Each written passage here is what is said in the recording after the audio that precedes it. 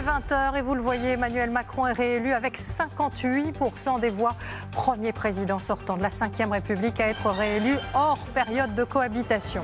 Marine Le Pen est donc battue, mais elle recueille 42% des voix. C'est le score le plus élevé et de loin obtenu par un candidat issu de l'extrême droite. Et partons sans attendre évidemment au Champ de Mars où les militants expriment leur joie. On va retrouver Marie Chantray. Marie, que pensent ces soutiens d'Emmanuel Macron de ce score ce soir? 58% des voix pour le président sortant.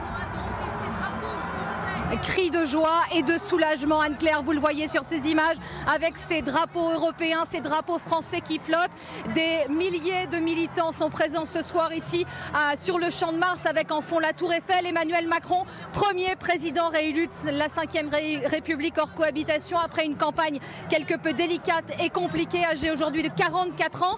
En ce moment, à l'Elysée, en train d'analyser ses résultats car la victoire est moins confortable qu'il y a 5 ans où il avait été élu, on le rappelle, à 66% des voix. Le public ici en joie, très soulagé, attend désormais son champion Emmanuel Macron qui est attendu ici pour un discours aux environs de 21 h, 21 h 15. Et on entend des cris « on a gagné » très fort avec de nombreux ministres présents sur place et notamment un ancien Premier ministre, Édouard Philippe, accueilli en guest star ici.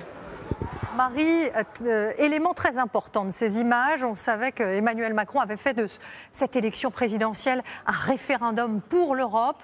On voit ce soir beaucoup de drapeaux européens aux côtés du drapeau français.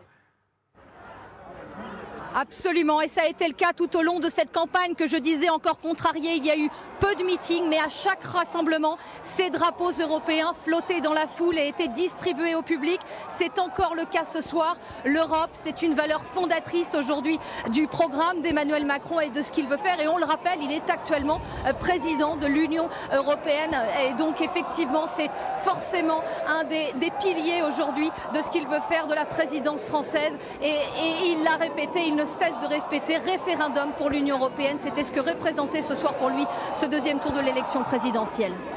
Merci Marie. Avec Frédéric Dabi de l'IFOP, nous sommes livrés à, non pas un calcul, mais à une estimation. Le candidat Emmanuel Macron aurait recueilli à peu près 17 millions de suffrages.